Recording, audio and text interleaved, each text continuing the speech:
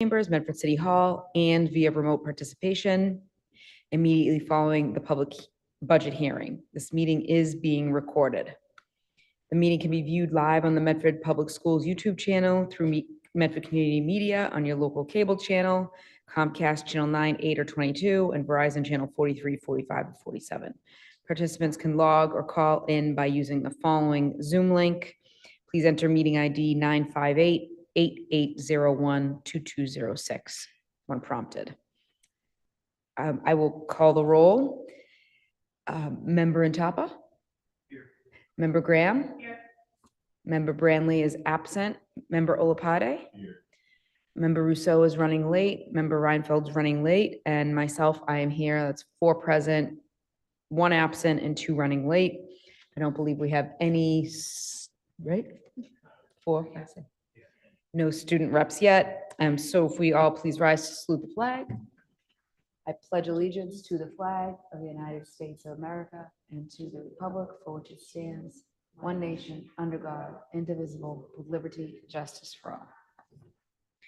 We have executive session. Upon motion to enter into executive session pursuant to general laws, Chapter 30A, 21A2, to conduct a strategy session in preparation for negotiations with non-union personnel, specifically the contracts of Principals Marta Cabral of Medford High School, Chad Fallon of Medford Vocational Technical High School, Laurie Hodgson of Curtis Tufts, Nicholas Tucci of McGlynn Middle School, Jennifer Skane of Andrews Middle School, Michelle Crowell of Roberts Elementary School, Shannon Demos of Brooks Elementary School, Nancy Sherman Hudson of Missatuck, and Andrew O'Brien of McGlynn Elementary.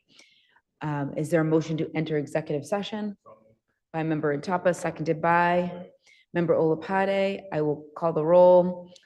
Member Intapa? Yes. Member Graham? Yes. Member Branley is absent. Member Olapade? Yes. Member Rousseau is late. Member Reinfeld? Yes.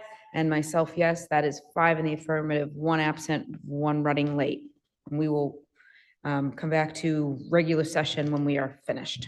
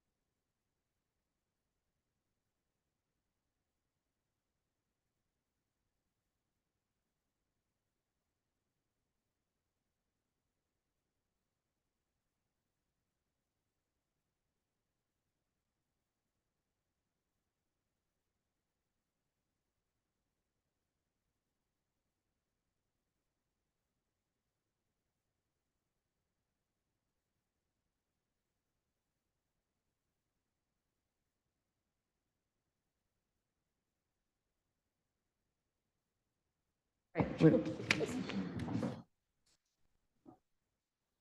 thanks, everybody. We are gonna record again or keep recording and get to our regular business. We have number 4, good of the order. Is there any items under good of the order? If not, I'm going to move to the consent agenda.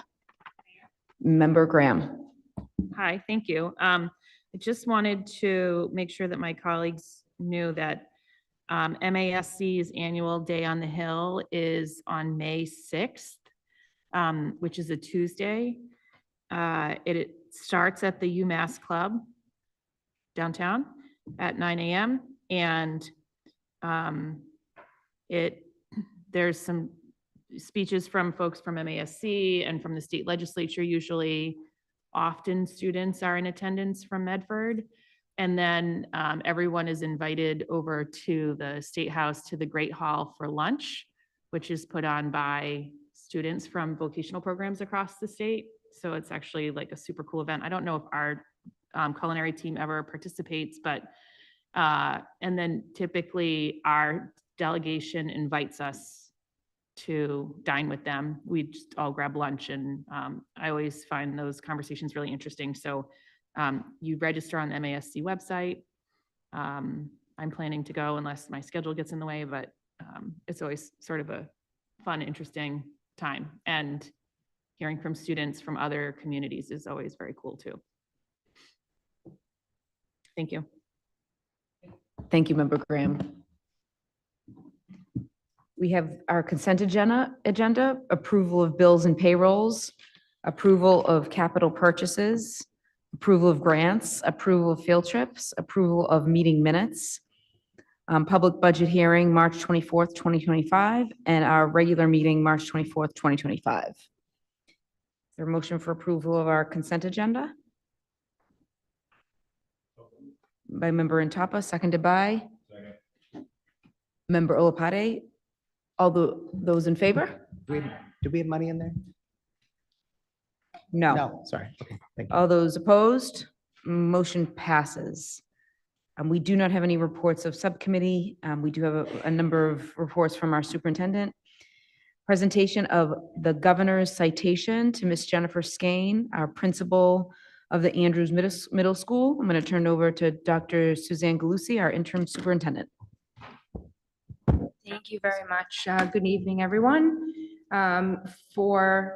I would like to ask Ms. Skane to just come to the podium. I'm going to give just a brief overview as to why we are honoring Principal Skane here this evening. So on the morning of Tuesday, February 11th, a small fire broke out in one of the first floor bathrooms of her middle school, the Andrews Middle School. When alerted of the situation, she quickly, after the fire started, Ms. Skane quickly grabbed the nearby fire extinguisher and immediately entered the bathroom to extinguish the flames without even knowing the size of the fire. Simultaneously, she also ordered the safe evacuation of her building by giving her staff very clear directions, and staff and students proceeded to the McGlynn. No one was hurt or affected by that incident. She remained on scene. She sent her school with the assistant principal. She remained on scene to handle the situation that was ongoing and the subsequent investigation. She also ordered and worked very collaboratively with myself and our communications director, Will Pipicelli, for all communication to caregivers and the community, as well as her staff. Everybody was completely notified about their child's safety and the situation at hand. And she very well and professionally collaborated with the Medford Fire Department, the Medford Police Department, the Board of Health, as well as central leadership that was there.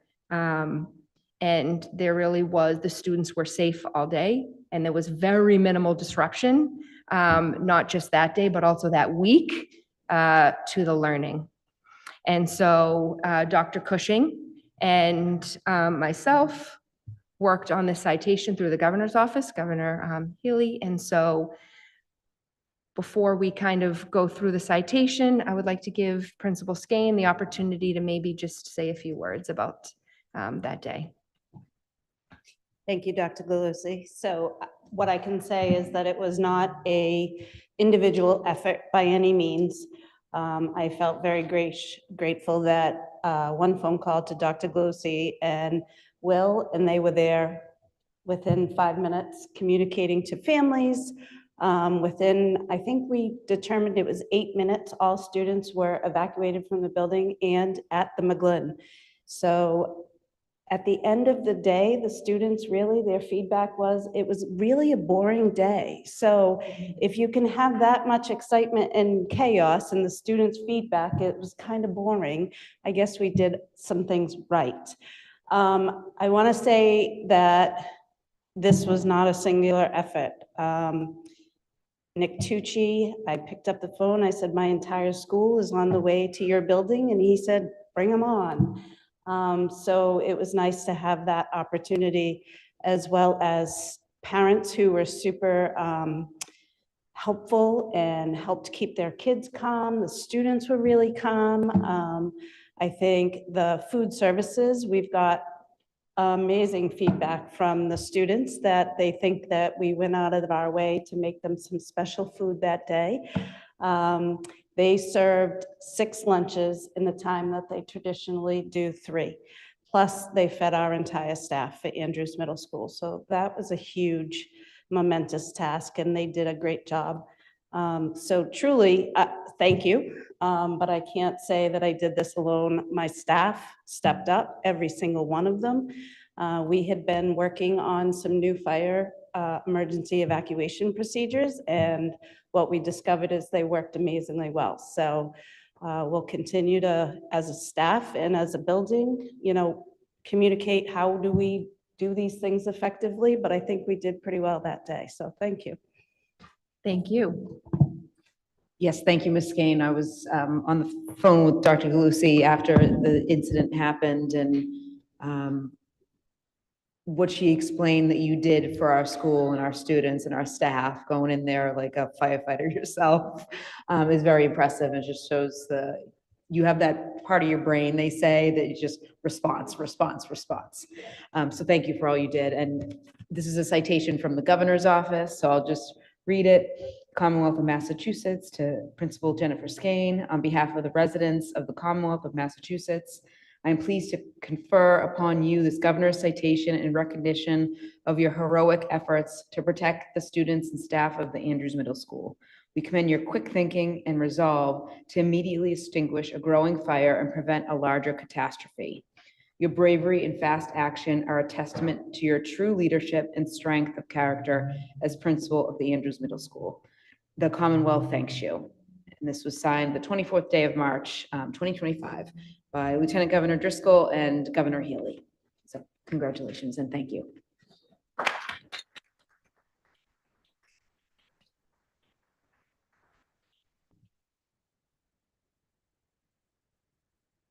It seems Will might want a picture.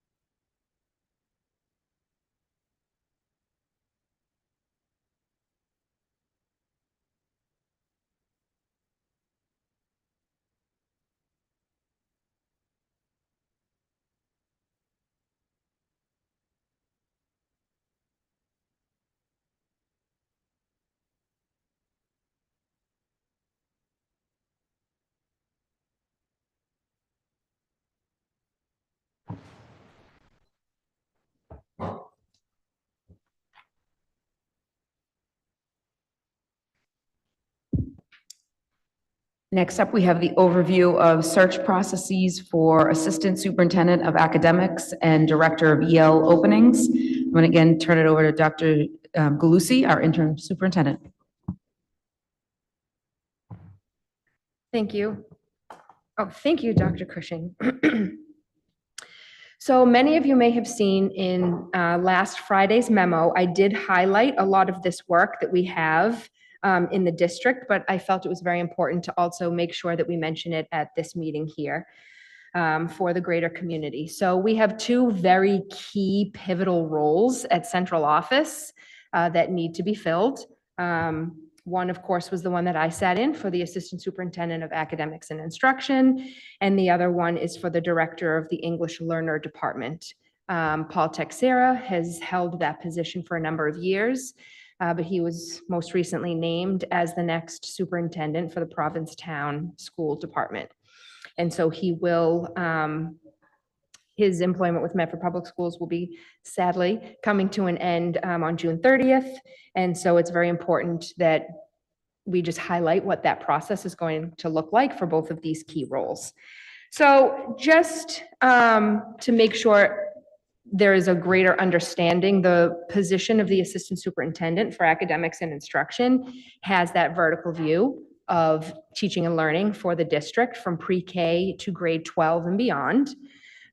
They play an important role in shaping curriculum decisions, instructional decisions, and works very, very closely with our department leads, as well as school leadership and central administration, making sure that we are grounded by our instructional vision and that our students are given the high-quality education they deserve.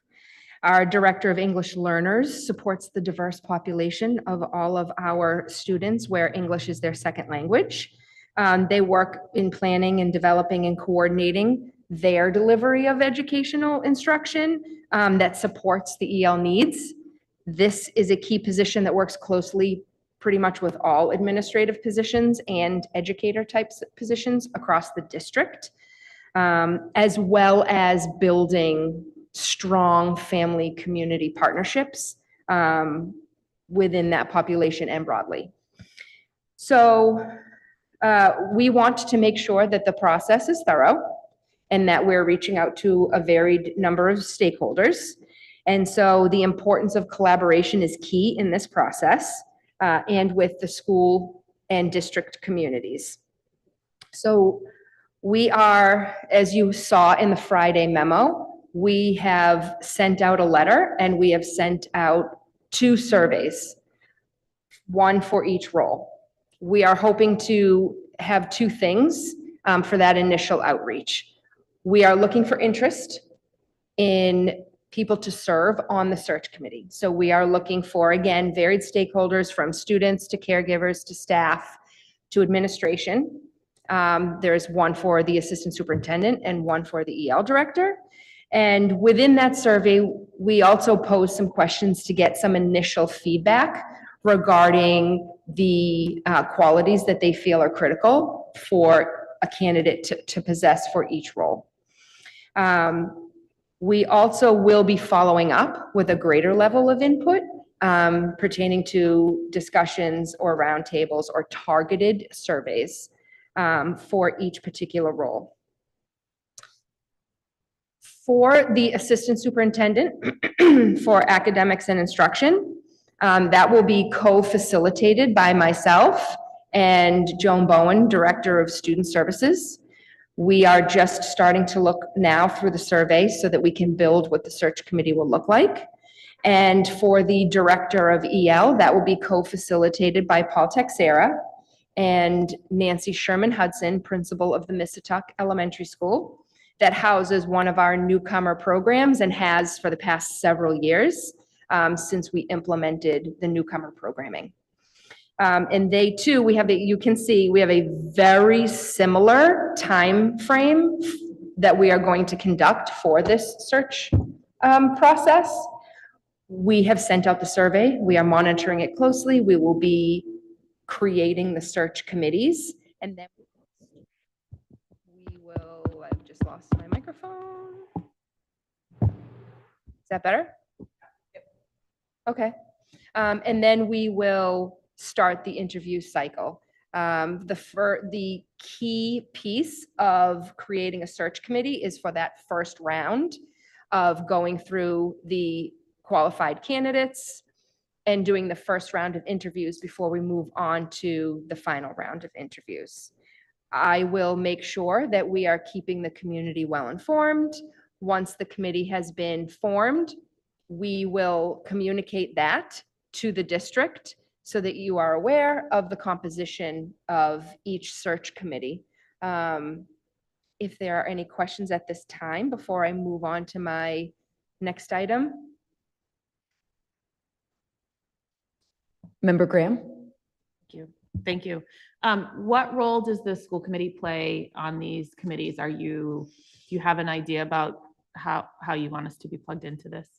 Absolutely, yes. So as all of our search processes that we've had to date, there's been a school committee representative on each of the search committees. So it is my intention that that is still going to happen for the assistant superintendent as well as the director of EL. And do you want us to apply using those same links that you sent out on? Please. Okay, thank you.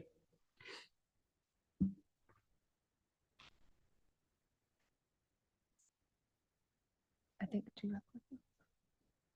Member Reinfeld? I had the same question, but I also wanted to confirm that if somebody has initial feedback on what they're looking for in the role, but does not want to serve on the committee, they should still Yes. answer, they should still respond to that survey. Yes. Right, I think if you do a second push, it would be really useful to put that in there because I certainly read that as, if you want to be a part of the committee, that's what this survey is for, rather than also feedback. Sure. Thank you for that feedback. I know that there was, so the original letter that went along with that for both surveys did say that we're looking for interest and input. So, but to be more targeted and clear, we'll follow up with another vehicle for input and feedback. Mhm.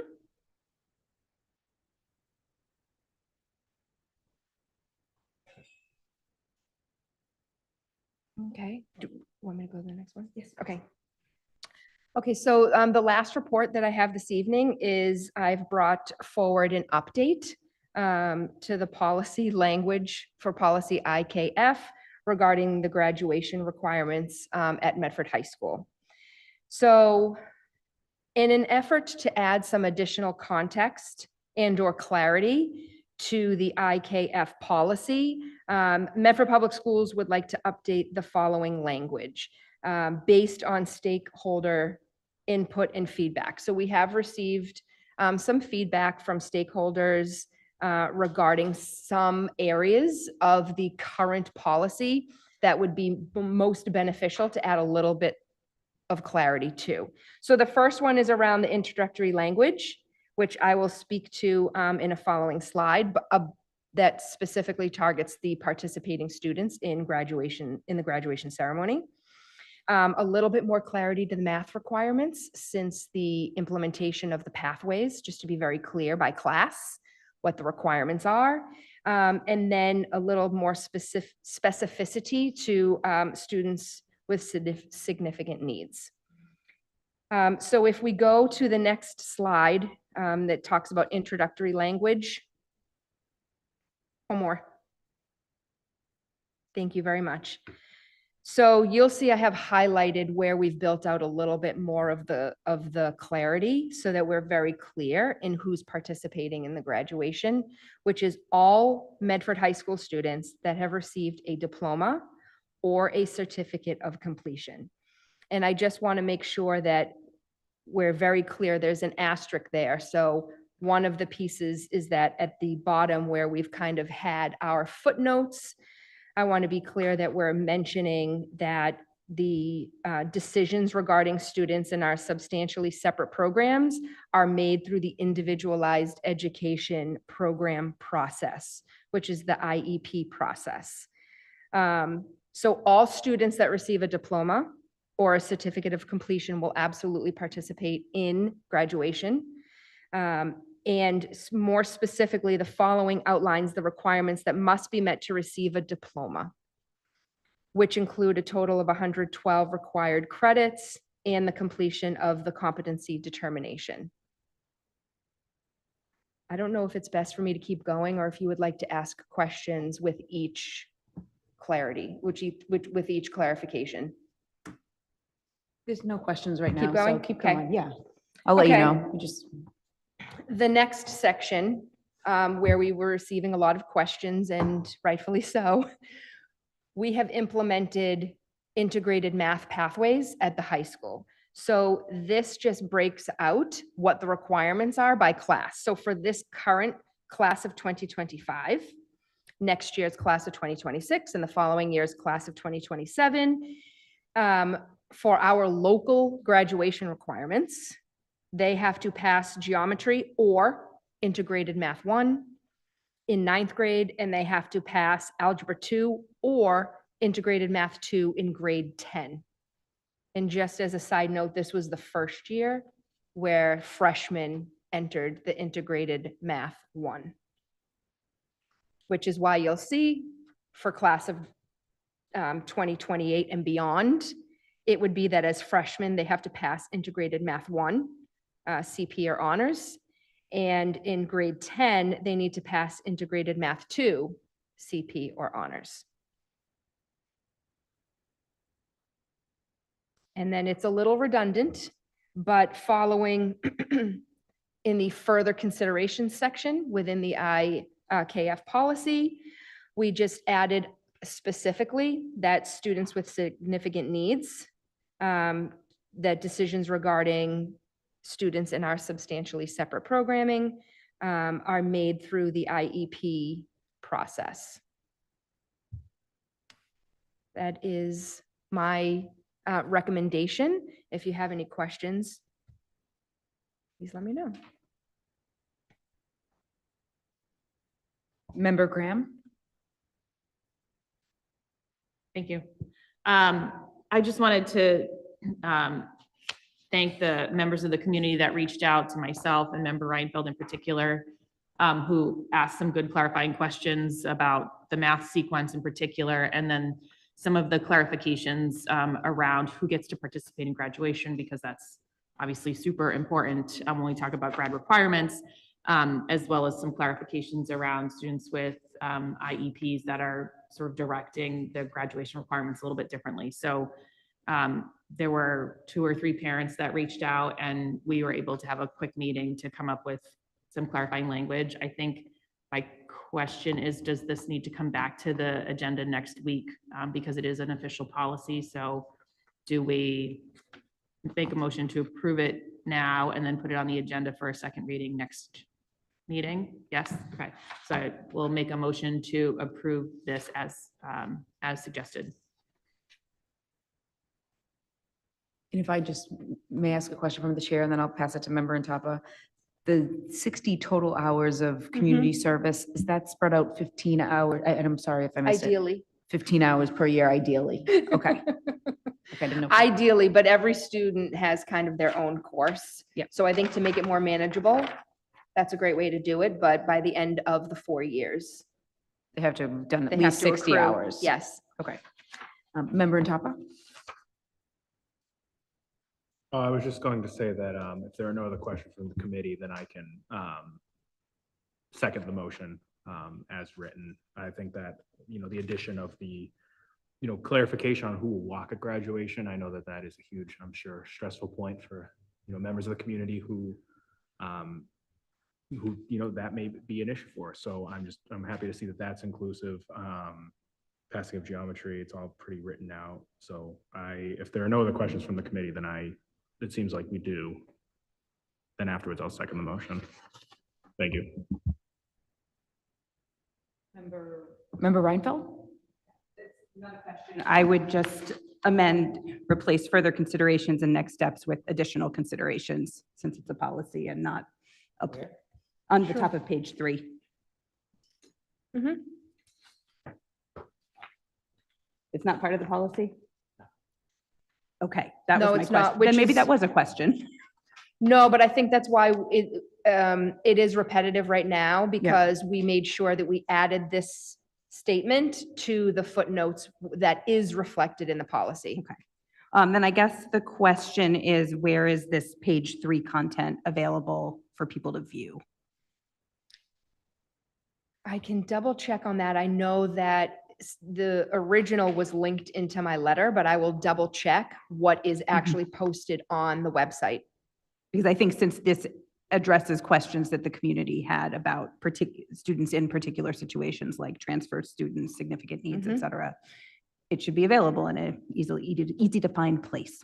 Sure. Mayor? Member Rousseau? I'm fine with just adding it to the policy, although I would remove the words further consideration and next steps or not including the header at all and just all that text minus the header. Without the title. Yeah. I'm fine with that.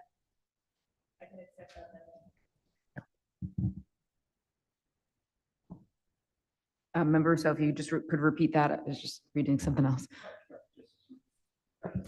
Just to strike further considerations and next steps and include that language on that page as part of the policy. This policy is updated every 6 months anyways, so we'll just scrap whatever we don't need in October when we review it next.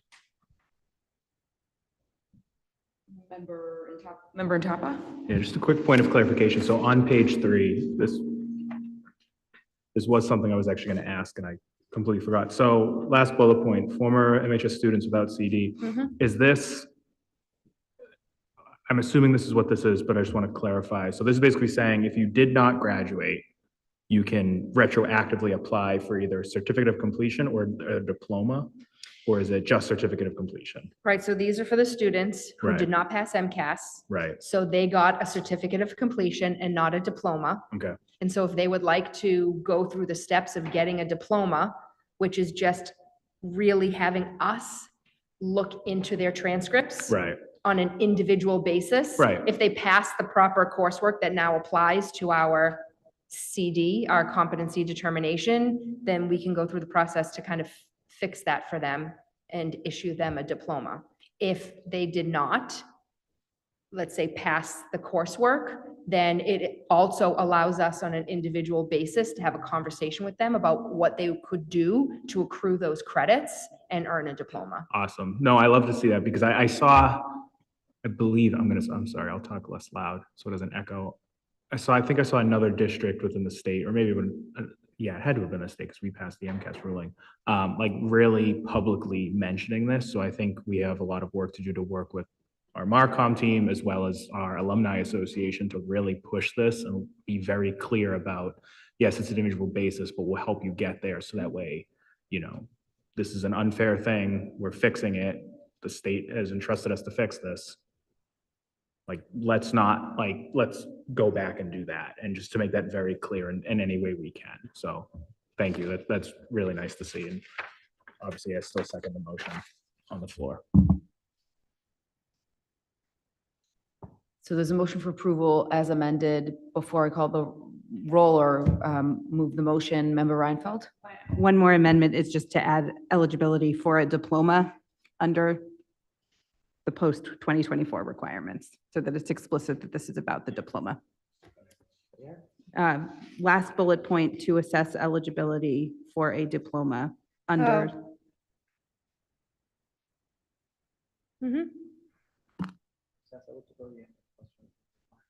Eligibility for a diploma. And then I will stop amending things. Oh, you'll get me next week, yeah.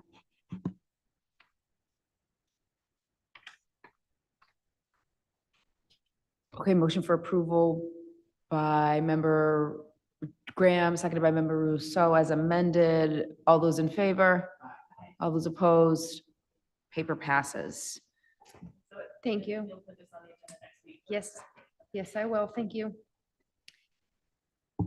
We have number 4, recommendation to approve bond request of the Medford City Council of $25,775,000 for the McGlynn and Andrews HVAC project. Dr. Peter J. Cushing, Assistant Superintendent. We also have Ms. Brenda Pike from Planning Development Sustainability and our Director of Planning Development Sustainability, Alicia Hunt's with us as well. Thanks for being here, everybody. Good evening. We also have our own as project manager, Tom Project Ellis, manager, represented. yes. Thank you very much for this opportunity to request the last sum of money for this project.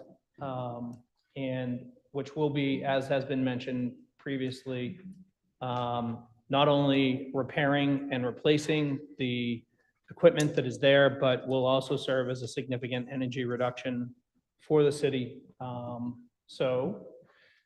initial design came to $1.298 million.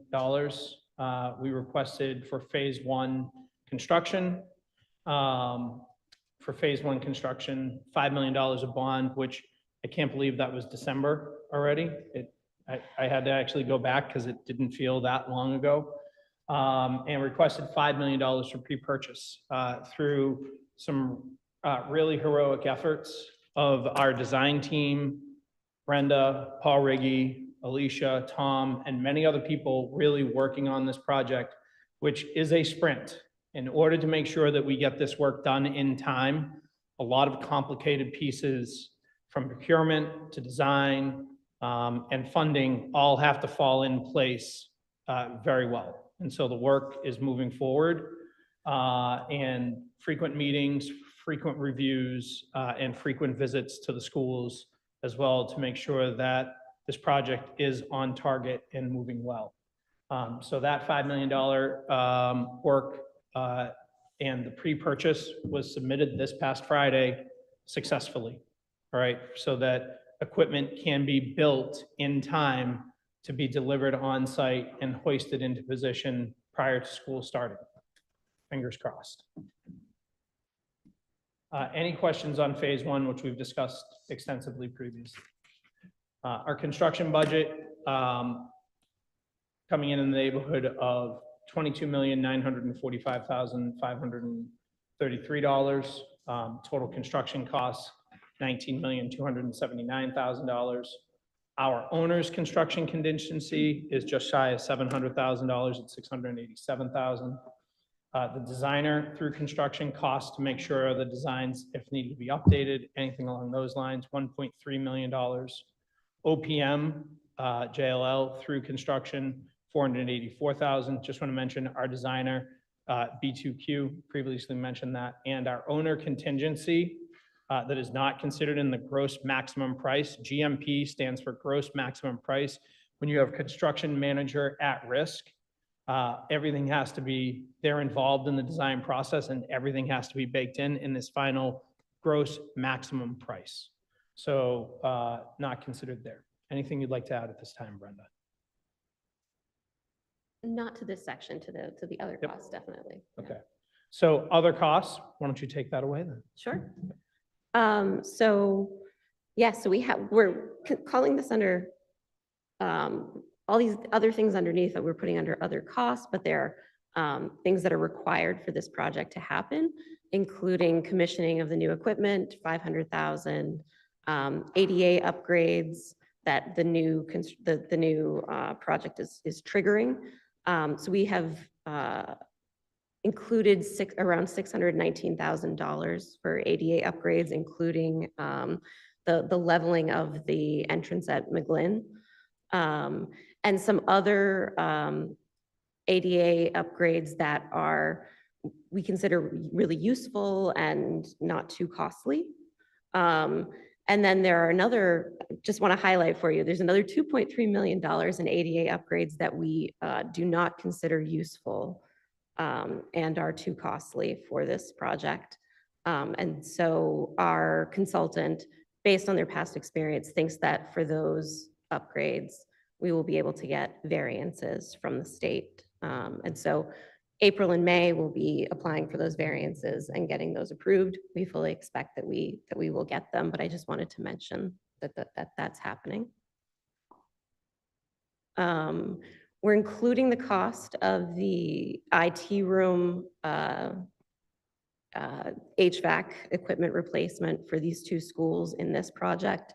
The other three schools, IT room equipment is being handled separately from this. This includes refurbishment of the McGlynn roof not full replacement, just refurbishment. And I want to point out that while we're considering that we fully expect that we will get mass save incentives for around $2.2 million, we do have to authorize spending upfront for that, and then that's a reimbursement that we'll get some months later. And then we had been talking about including solar potentially as an add alternate for this project. Right now, we're not including it as part of the project because of the cost of it, but there's the possibility if we do come in significantly under cost, then we could add solar on the McGlynn roof. And that's a distinct possibility because we do have a lot of our regular construction and owner contingencies included as part of this. And then also another more than $2 million of contingencies built in for possible tariffs and possible second shift work in case there are delays that will, create a time crunch so that we need to do a lot of second shift work in order to get this done by the time students are coming in. We're obviously hoping to avoid any second shift work.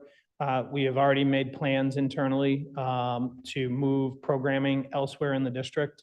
And just want to make sure that everyone knows that the ADA upgrades get triggered when any single project goes over 30% of the value of the buildings or the assessed value. And the pieces that are not being addressed in this and that we are seeking variances for are literally a matter of inches. So moving entire door frames for every classroom forward or backwards an inch or two to be in code compliance, or moving a toilet from 17 inches to 18 inches to be in the benefit is not there to spend the $2.3 million.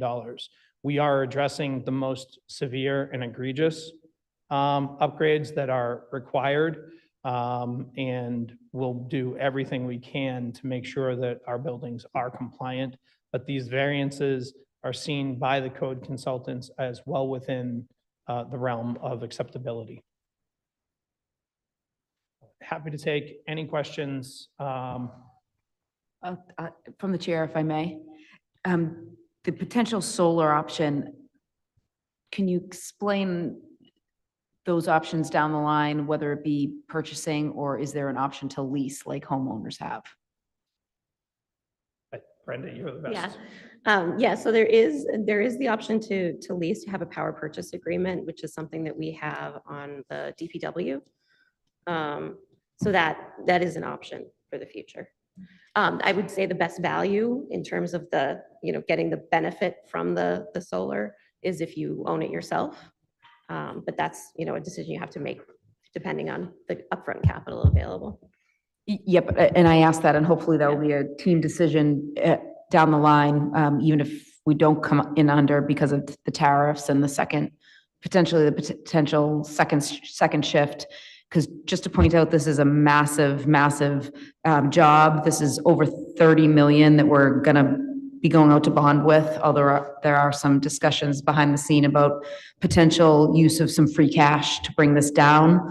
Because when we hit fiscal year 27, this is a $1.8 million hit on our budget for return of principal and interest. So that's at 1.8 million we're gonna have to find on the city and city/school budget that is already pretty constrained. Just wanted to point that out. So hopefully it could be a group decision. Thank you.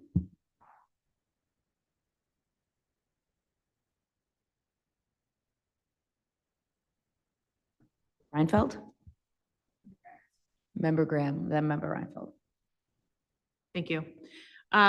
In terms of the solar ad alternate, I think it would be helpful for us to know like what the payoff is, right? So if it would cost $1.2 million to put solar on the roof, like at what point is the payoff there so that we are making wise financial decisions for the life of the project instead of just in the right now. So I'm happy to make a motion, but I would just like somebody to give us that financial breakdown of what does this look like if we do it?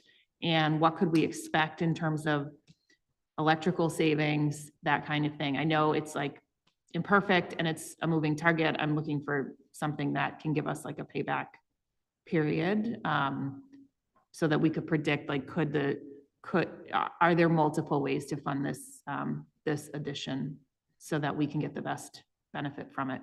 Yeah, before moving forward with something like that, we would want to show the payoffs based on. Oh, I'm Yeah, asking you to yeah. provide me the payoff, like regardless like of a decision to move forward, I would like this committee to know what that is so that we can weigh in on that priority. We can definitely do that. One, we did also explore the terminal units in each classroom from an energy perspective, and I believe the payoff was 347 years for the terminal units. That doesn't have to do with solar, but we are looking at every possible cost savings opportunity to make sure that we are desperately trying to keep costs down. And we recognize like this is a necessary upgrade or replacement. The buildings are approaching 25 years old. Thank you. Member Reinfeld? Yes, my question was related. You said this could be added on if we see costs are coming down. If we say decide that we want to do this, is this estimate going significant? I know we cannot always predict what the markets are going to do, et cetera, but is there a significant risk in waiting to do a solar addition?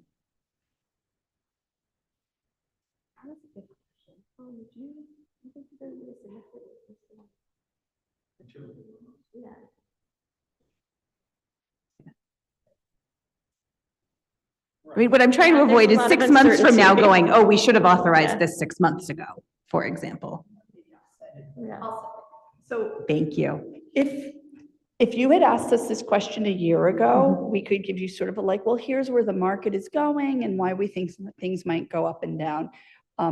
Given the state of the world right now, we have no clue. Okay. Because, 6 months ago, we thought we could get a 30% pay, back from the federal government with what's called direct pay, which is the Right, tax you credit mentioned that. that people can get. I do remember that. While I think that literally today that might still exist, I'm not betting on that existing Okay. in like a week or two, like that's how nuts things are right now. And then with the tariffs, they're trying to move the construction of solar panels to the US, so that might actually help and it might be okay, but there are rare earth minerals that they have to get from China and, 50% increase on those costs. It's just, who knows where things will stand 3 months from now, let alone 6 months or a year. Honestly, my hope is that in 2 years, things will be kind of a little bit stable again, and then things would just be a reasonable, costs on these things. Thank So you. I know that I was, feel like it had to just be said that for most of this, we have things, we're locking stuff in, whatever. That just feels like it's just, I don't know how to predict something like that. thank you. And I appreciate locking things in because this has to get done before our kids go back to school Absolutely. in the fall. This And- has to happen over the summer, so. And I feel like this committee does know, but we just should say for people who are the reason we're only talking about solar on the McGlynn is because we have contracted for solar on the Andrews, and that will be installed in the fall. There was talk of doing it in the summer, but after consulting with the general contractor and the solar company, the decision was to just do the construction after the new HVAC equipment goes in. But that's contracted for, the pricing is locked in, and that one is happening. What we don't know is, will we get that 30% back? Yeah. I hope so. It still exists right now, so. All right. Well, I say we move, but I know my colleague has a. I'm going to go to Dr. Galusi and then Member Lapade. I just have a quick question. Would how you approach the roofing contingency or the refurbishment of the roof have anything to do with this decision? No. The roof, interestingly enough, I came into this thinking that we would have a tremendous savings by doing a new roof. And looking at solar and putting a new roof on. The refurbishment of the roof gives us the same lifespan. And I believe I said that the cost of the new roof and insulation was going to be approximately $3 million. And our payback on energy savings from the new insulation was only going to be about $300,000. So over the span of the life of the roof, it would cost us about $1.3 million more than the refurbishment at 1.5 million, given the savings on the insulation. This has been a very eye-opening project, and so. Eye-opening. Expensive, eye-opening project. Member Lapade. Thank you. It's a quick question going back to the ADA compliance point you made. I know you mentioned that you're focusing primarily on the most like egregious, imminent ones or emergent ones. For the ones that are a little bit more negligible, so like the movement of like toilets, for example, or the doors, is there a listing of like where, you don't have to, not necessarily a listing of every individual instance of it, like in, C1 and B3, for example, the high school, but is there a way for us to see just kind of like a general understanding about where those, like the severity of those, is that possible at all? Yes. Yeah, okay. Yeah, we have to list those out Okay. in order to apply for the variance. So Okay. we have the list of. Yeah, each you one could of share that them. with us just Yeah. so that we have Yeah. that, because I think that members of the public might benefit from having understanding that we're not in compliance necessarily, but there are instances where the overall cost for the shifting of that, where the disparity is, and so why we're making certain decisions. So we're not actively trying to avoid compliance, but there are those costs that we're trying to deal with. And for a lot of them, I mean, the benefit is so minimal for the cost of it. So for instance, one of them is, raising all of the sinks by 1 inch. Yeah. That's a lot of plumbing and tile work and things like that. That would be very expensive for very little benefit. Yeah. Definitely, yeah. Yeah. But if I could just address a couple of the quick, so over the years, schools install new toilet paper holders because they get a good deal on toilet paper from a company.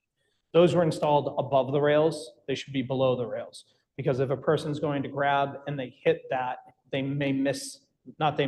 will miss the hold and they could fall. Another one is doors swinging in instead of out. The final one that I'll mention is accessible sinks don't have insulation on the pipes. So if someone in a wheelchair pulls in, they could burn themselves on a pipe potentially. So these are things that were not part of the building code when the buildings were built, but when you do a project of this magnitude, these are the things that need to be considered. And I can definitely share those documents with the committee and anyone else that would like. Thank you. Member Graham. Thank you. One more question. The roof that causes it to rain sideways into the kindergarten classroom, is that being fixed? It is included. It has been mentioned how many times? I think I bring it up every other meeting. Thank you. Yeah. Thank you. Yeah. I really want think that I've kindergarten class to be fixed. I also think that I've reshared the same documents Yeah. with everybody probably 5 times at this point, because it's not falling off of my radar. And I guess the other thing worth mentioning is with this list of changes that we're not going to pursue at this time, like I do think the director of facilities and the to-be assistant director of facilities needs to have that list so that the next time we get a deal on toilet paper and somebody comes to install, new containers for toilet paper, that we're like hawking them to do it right. Yep. And in compliance every single time we can. Like, I know from time to time, the maintenance team has to rebuild a bathroom for a variety of reasons. And if they have to do it anyway, they should be doing it in a way that sort of brings us to where we want to be, because those things are small, but they matter to people who need them. So I just want to make sure that it's on, it doesn't like go in the project file and go in a filing cabinet, and instead it is in a very real way still on our radar as we move forward beyond this project. Thank you.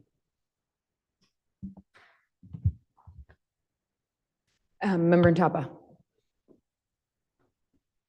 I also I really want to echo that point of like, while these things, I guess what I want to say is when this list is sent to us, I really do welcome any community input about a lot of these issues, because like, again, while they may be small to some people who may be a little more able-bodied or may not run into these issues, it's good to know, like, If someone has like, oh, I'm not crazy, like this is actually something that significantly impacts my mobility, or this is something that, you know, just the day-to-day, like this is a small frustration, like, yeah, my knees get cold or like they get burned from that. Like these are all really good things that I would hope that the community would also be able to take a look at and say, I frequent this building. This is something that affects me on a daily basis. I thought it was small, but I'm not crazy. And just that little affirmation of like, no, this needs to be changed. And we acknowledge that. But I do want to get a little bit away from the like, well, it's a little small. Like it does seem small to some people, but like it really is a huge thing for a lot of people's day to day. So just welcome that community input whenever that list is made available. So thank you to my colleagues for raising that concern and ask. And thank you for doing the work and thank you for acknowledging it. Thank you. Is there a motion for approval for this project? By Member Reinfeld, seconded by Member Olopade. All those in favor? Roll call.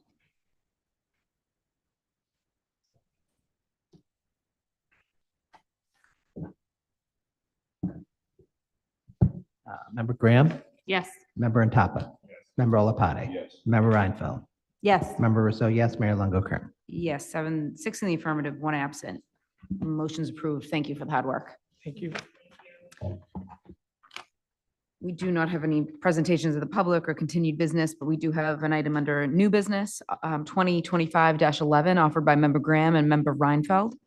Whereas Medford's graduation requirements regarding health and physical education exceed state requirements, and whereas some high school students have substantial physical activity outside the school day, and whereas some high school students are unable to access all aspects of educational programming offered by MPS. Example is arts and language and core subjects in vocational education and PE health.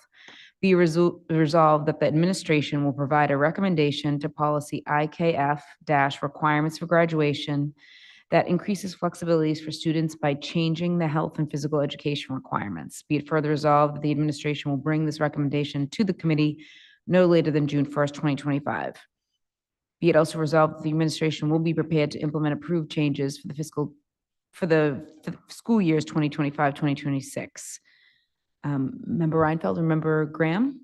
Or is there a motion for approval? Member Graham? Thank you. So I put this on, I honestly don't remember ever touching policy IKF in 6 years. And this is going to be our third go around this year, which is sort of interesting. And I think on the one hand, like you don't really want to change your graduation requirements like constantly because that becomes really hard for students. But in all of the conversation that we've had about the schedule and the need for changes to the schedule to increase flexibility and increase access, I think we have an opportunity to look at the health and PE requirements as well to say, what could we do differently here? What do other communities do to create some flexibility in our schedule? And I don't think it's a perfect answer to every single schedule ailment that exists in the world. But I think there's maybe some opportunity for flexibility. Like if we can teach Spanish online, we can teach health online. I have every confidence in the world that that's true. If we have students who are multi-sport athletes, maybe they would prefer to waive out of it. I don't know. There's a whole bunch of options that happen in other parts of the community. And my feeling in bringing this forward was to hear from the administration what could work and provide flexibility and solutions to students who, even as we go forward with new scheduling options, it's still not perfect. Like my daughter is still talking about taking classes at Bunker Hill because there still isn't enough room in her schedule to do what she wants to do. So I don't think it fixes everything. But I would like, if we're going to make this big change to the schedule, that we also look at the impact of some flexibility here so that we're not touching this policy, multiple times a year, every single year. And we can just sort of get it all done at this point. So that was my purpose for bringing it forward. I think, I've heard lots of different schedule challenges over the years. I don't know that this sort of solves every single problem, but I think having options is important. because one size does not fit all in terms of all the programming that's going on at the high school. So I don't have a particular solution in mind. Member Reinfeld didn't have a particular solution in mind, but more to say, can the people who sort of live the complications of this every day bring forward some suggestions about how our graduation requirements might change? Thank you. Thank you, Member Graham. Member Reinfeld? I would just add to that, that the state provides limited flexibility in some areas. And so I think it's really important where there is some flexibility to increase, as Member Graham said, options for students and provide students with the autonomy to do the things that they are passionate about and really make electives things that they elect to do while still meeting basic health and academic requirements. And I know our various departments have done a lot of work to build really wonderful electives in a lot of different areas. And I just want as many students to be able to access those as possible. Okay, so that's a motion for approval, Member Reinfeld, Yes. and seconded by Member Graham. All those in favor? All those opposed? Motion passes. We do not have any reports requested, but we do have several condolences, so if I may. The members of the Medford School Committee express their sincere condolences to the family of Louise C. Jordan. For 39 years, she taught second and third grade at the Hervey Elementary School, the Lauren L. Dame School, and the Brooks Hobbs School. Notably, she arranged a first ever visit of then General Colin Powell, chair of the Joint Chiefs of Staff, to the Brooks Hobbs School in the early 1900s. Also, the members of the Medford School Committee express their sincerest condolences to the family of Anthony Tony DeLuca. Tony was a carpenter with the Medford Public Schools.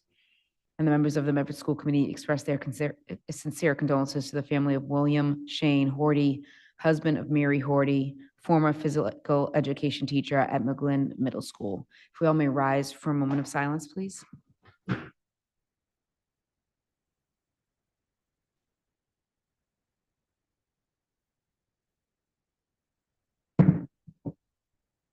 Thank you.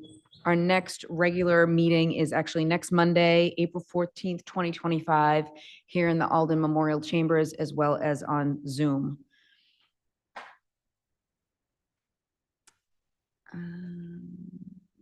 Is there a motion to adjourn? By Member Reinfeld, seconded by Member Topper. All those in favor? All those opposed? 6 in the affirmative, 1 absent. Meeting is adjourned. Thank you. Have a great